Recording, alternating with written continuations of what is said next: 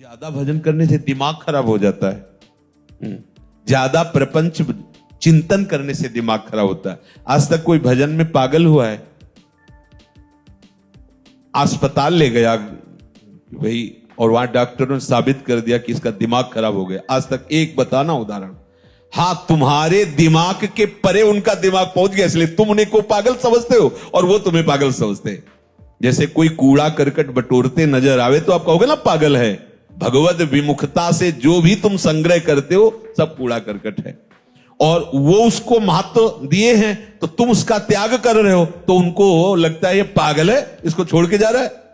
और अपने को लगता है ऐसी महामहिम जो हमें प्रियालाल की प्रेम राशि का मार्ग मिला, उसको छोड़ करके ये पागल, उनकी नजर में वो पागल, उनकी नजर में वो पागल। भजन करने में ऐसी महामहिम ज्ञान शक्ति जागृत होती है जो ब्रह्मा जी को नहीं प्राप्त है। मान लीजिएगा, वो महिमा, वो सामर्थ्य ब्रह्मा जी को भी नहीं प्राप्त है। एक भक्त है जो ठाकुर जी को दुलार करके उनके साथ खेलता है, वही ब्रह्मा जी जब देखते हैं कवल लिए हुए बंसी फेट में कांप जाते हैं जब वैभव देखते हैं। भक्त तो नहीं कांपता ना, उनसे लड़ जाता है। मान लो उनके सखाजन उनसे लड़ जाते है ना, इनका श्रेष्ठ सामर्थ्य, ब्रह्मा से भी श्रेष्ठ सामर्थ्य उनकी है।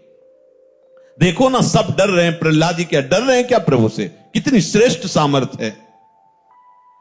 अगर किसी कारण से कदाचित क्षण भर के लिए भजन रुक जाए तो उस भक्त को ऐसी व्याकुलता होती जैसे किसी का दम घोटो, सांस बंद कर दो, मुंह बंद कर दो तो कैसा लगेगा, ऐसा उसको लगता है। नाम छूट तद स्मरणेन परम व्याकुल, भजन छूट गया। अब आप लोग देखो अपने हृदय में कैसी उपासना हो रही, जरा इन बातों को पकड़िए। अगर किसी कारण से क्षण भर के लिए भजन रुक जाए तो जैसे क्षण भर के लिए श्वास रुक जाए तो दम घुटने लगती है, व्याकुलता आ जाती, ऐसे तद विस्मरणेन परम व्याकुलते थी। क्या ऐसा होता है? देख लीजिए आप, सावधान। क्षण भर के नाम छोड़ने के लिए अगर त्रिभुवन की संपत्ति दी जाए तो भी वो जो नाम नहीं छोड़ता उसी को महाभागवत कहते हैं, क्योंकि ये सब मायाकृत है। इसको बैठा लो हृदय में। महत्व बुद्धि ऐसी नाम के प्रति होनी चाहिए, सामने वाला व्यक्ति प्रसन्न होगा तो क्या दे देगा। भक्त का चित्त अनन्य होता है। पहली बात, भक्त भगवद आश्रित होकर के निरंतर भजन परायण रहता है और प्रभु के सुख के विषय में सोचता है। चलो उतनी ऊंची स्थिति नहीं तो इतनी बात मान लेते हैं, प्रभु के आश्रित होकर निरंतर भजन परायणता। अब दूसरी बात, भक्त का चित्त अनन्य होता है, केवल प्रियालाल के आश्रित होता है। ऐसे उपासक का नित्य निरंतर स्मरण होता है प्रिया प्रीतम का।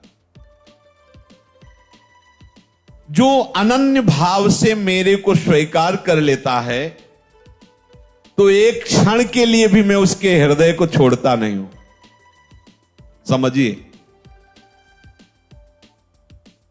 जब प्रभु मुझे पकड़ लेंगे तब कैसा आनंद होगा। अभी तो हम प्रभु के नाम रूप को पकड़ने की चेष्टा करते हैं, तब इतनी हिम्मत आ गई इस संसार के भोगों को ठुकरा कर, संसार के संबंधों की परवाह न करके आगे बढ़ रहे हो। जब आप अनन्य चित्त हो जाओगे तो यहां कह रहे, जो अनन्य हो गया है तो प्रभु एक क्षण के लिए भी उसके हृदय को नहीं छोड़ते, तो उसके हृदय में अपार आनंद, अखिल आनंद, अनंत आनंद स्फुरित हो जाता है। अब उसे कोई गिरा नहीं सकता। तीसरी बात, वो उपासक सब में अपने प्रभु का निवास स्थान देखता है। सब में प्रभु विराजमान है। समस्त जगत मेरे प्रभु का मूर्तिमान स्वरूप है।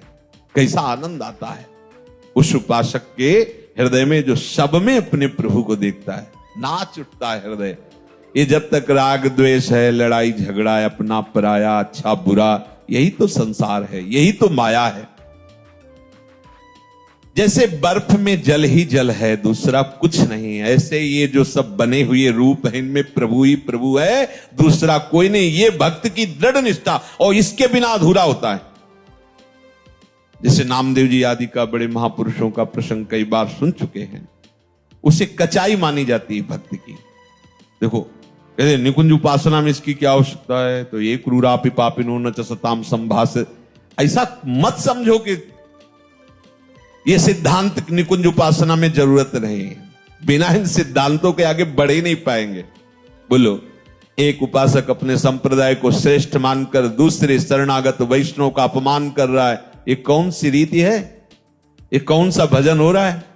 एक आचार्य निष्ठा दिखाने के लिए अपने ही आचार्य के स्वरूप दूसरे संप्रदाय के आचार्य की निंदा कर, ये कौन सा स्वरूप है? अरे जो क्रूर है, पापी है, दुष्ट आचरण करने वाले हैं, हमें उनमें भी अपने आराध्य देव को देखना है, फिर औरों की तो बात जाने दो। कोई भी वैष्णव देखते ही चरण धूलि माथे पे रखने की इच्छा हो तब जानना कि तुम्हारे अंदर हरिदासत्व आ रहा है। इस भाव के बिना केवल कहने सुनने की बातें रहती, स्थिति हृदय में नहीं आती। किस भाव?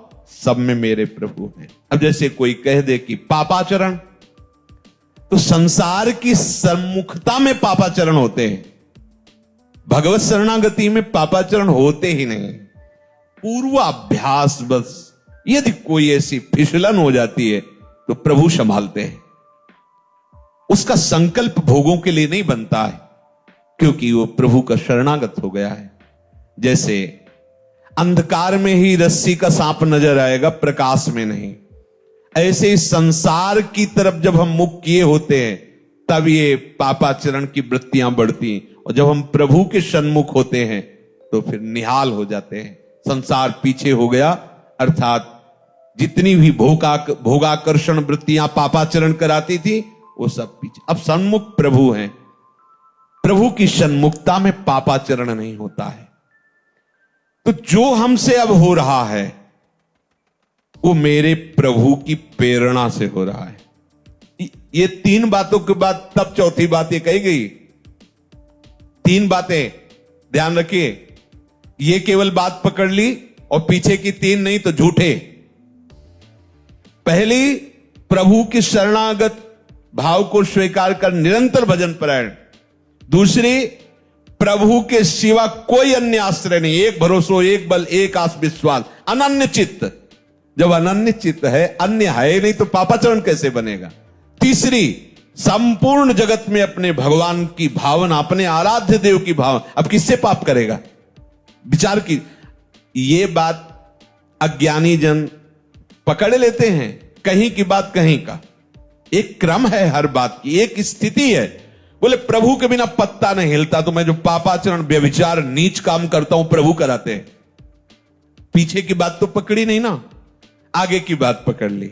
तो प्रभु की ही कृपा से अगर वो हो रहा है तो उनकी ही कृपा से नरक भी बना है, उनकी ही कृपा से दंड विधान होता है, उनकी ही कृपा से भयंकर रोगों की सृष्टि हुई है। आओ इस कृपा का पान करो।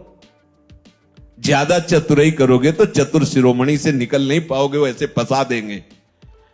देख लो, ये चौथी बात कही गई है।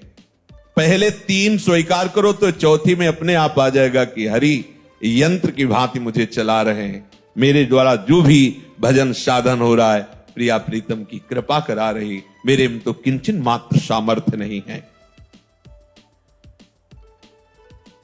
जल के रस, चंद्र सूर्य के तेज, आकाश के शब्द, पृथ्वी की गंध, अग्नि की दाहिका शक्ति, वायु की धारणा जीवन शक्ति, जीव के जीवन, पुरुषों के पुरुषत्व, बुद्धिमानों की बुद्धि, तेजस्वियों के तेज, ज्ञानियों के ज्ञान, मनुष्यों के मन, सब सामर्थ्य इन्हीं से आती है, प्रभु से आती है।